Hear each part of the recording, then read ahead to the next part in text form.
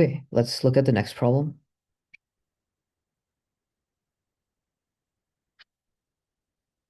Yeah, this problem was kind of interesting. Yeah.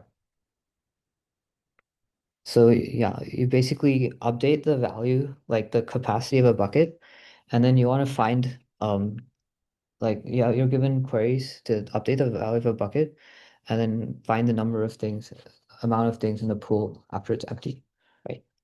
So one thing you can observe is that, or like kind of the structure of this, if you put the buckets to like in a column, right? So yeah, let's say these are your buckets. So like this will gradually get filled, and then the next time step, this will dump below to the bucket below, right? Um, and then this will repeat, so it'll get filled again, and it'll get dumped below, and then this will get full, so then this gets dumped below, and maybe this gets partially filled, right? But one thing you can observe is that this is kind of like periodic, right? And we'll just look at a few cases, right? So if A of 1 is equal to 3 and A of 2 is equal to 3, sorry, if this is equal to 3, then after like 4 seconds, so this basically has a period of 4 seconds, right? It gets filled and then it empties, right? And then, yeah, so at t equals 4, it empties. And then at t equals 4, this gets filled. And then at t equals 5, it empties. And then basically these will have a period of 4. So it'll empty at t equals 4, 8, 12, and so on. And this one will empty at 5, 9, 13, and so on, right? And you can kind of look at like other cases, right? So if this capacity is 3, sorry, um, yeah, if this capacity is 3, and then this one is like 6, then the period of this, so in order for this to empty, this has to, like the 3 has to dump twice into the 6, right? So period, I'll just write it as P subscript 2 is equal to 2 times P subscript 1, right?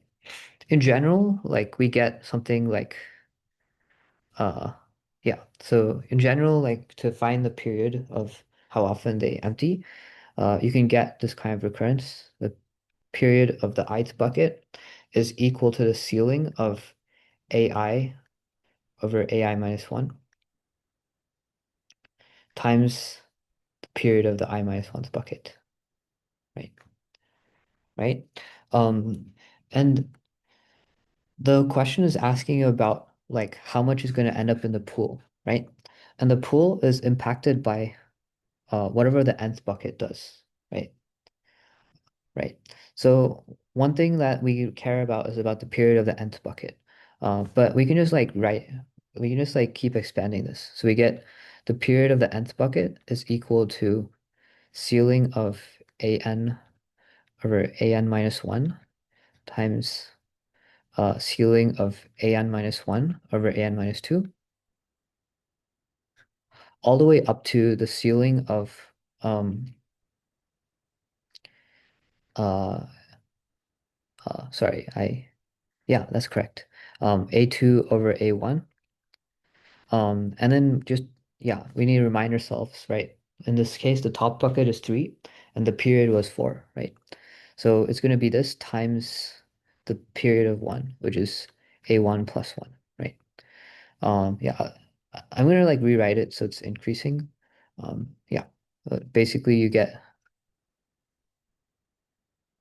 yeah, so you get Pn is equal to A1 times ceiling of A2 over A1 times ceiling of A3 over A2 all the way up to um yeah, an over an minus 1. Yeah, so one thing we're now able to do is we just update the value, and like what if you update a single value, then like if you update AI, it's only going to change like AI is only going to change two values, right? AI over AI minus 1 and then AI plus 1 over AI, right? So we can kind of maintain this product.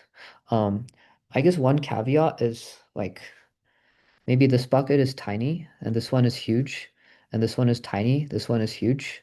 So you might get like 100 times 100 so many times. So this will overflow. But um, like what I claim is if the value is super large, then nothing is going to end up in the pool, right? The period needs to be like very small. It needs to be like reasonably small, like at most 2018, right? So what we can do instead is, yeah, so whenever we update an element, instead of maintaining the product as a number, um, yeah, maybe there's other ways to do it, but what I did was maintain a multiset uh, of the values that are greater than one, bigger than one, right? And then one thing you can say is like if the size, so I guess this is roughly 2 to 60, right? So if the size is like greater than 60, if the size of the multiset is 60, then we can kind of just ignore it, right? Yeah, so now we have like enough information to make updates, and then the period is basically going to be product of the values in a multiset. So multiset basically, oh, I forgot to add the plus one. Uh, Multiset basically stores whichever values are greater than one, right? And if the multiset is too big, then that means we're not going to have anything in the pool. The only case we care about is if this multiset is small, right? Yeah. So that's how you calculate the period. Yeah. So to actually answer a query, uh, like you don't just care about the period, right? So you also care about like so the behavior is like the nth bucket is not going to pour for some time, and then it's going to pour for the first time, and then it's going to be periodic, right? So let's just say that EI is like the first time uh, that bucket I pours,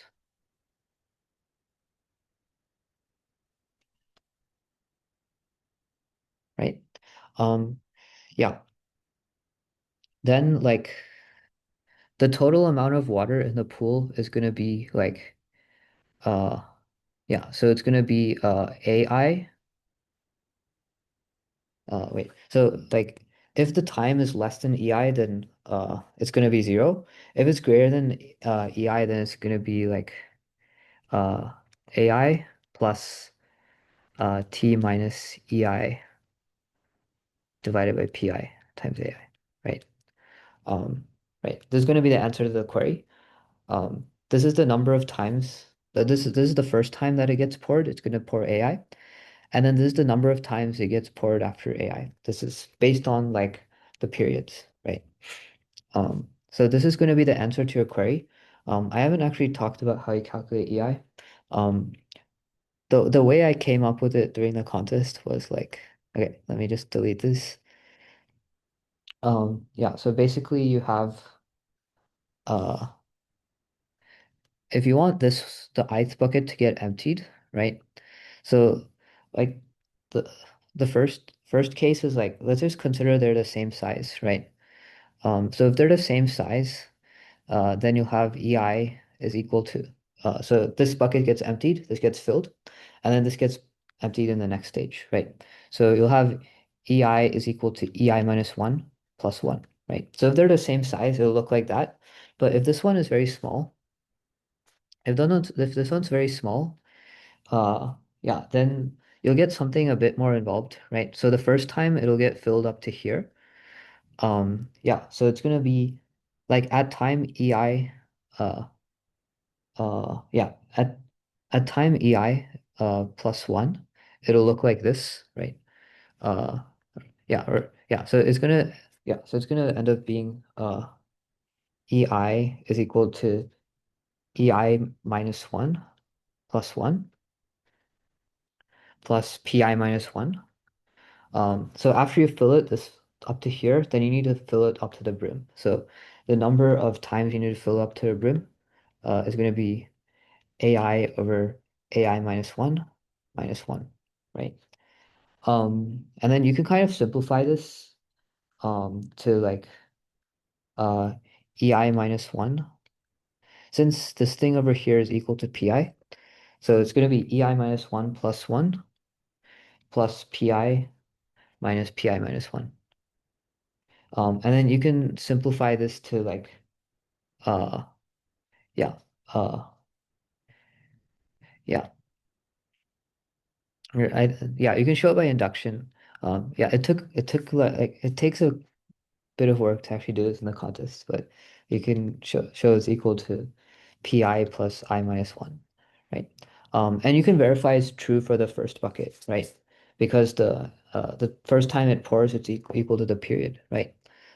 Yeah, and you can like also verify this true where all the buckets are the same size, right? So the time the second bucket pours is gonna first time the second bucket pours is gonna be like um yeah, the period plus 1, right? Yeah, so you get a formula for the first time that the last bucket gets poured. So yeah, and then basically you can plug it into this, right? Any questions? I'll summarize this in a bit.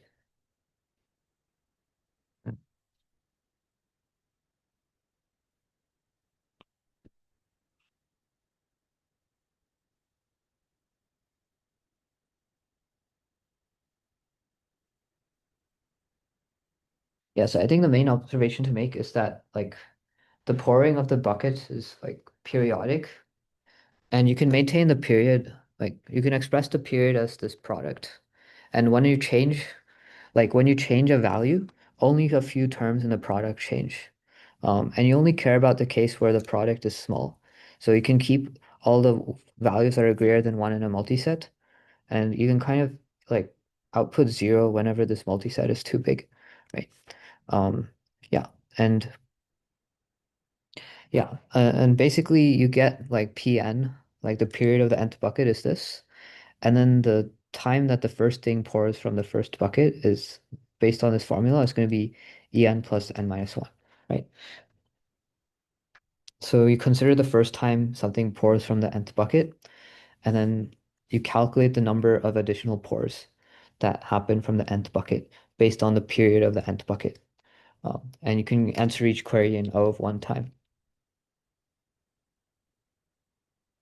Or you can answer this query here in O of 1 time. Of course, for the update, this will take like log n, uh, or log of 10 to the 18 time because um because you're updating a multiset with up to like 60, which is log 10 to the 18 size, right? Cool. Any questions?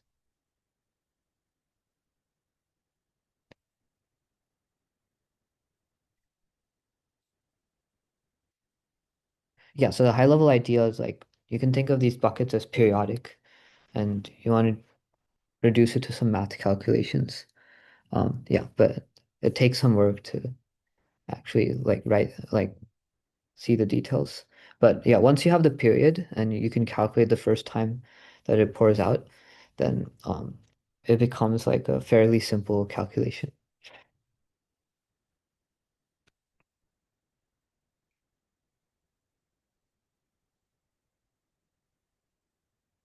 Okay,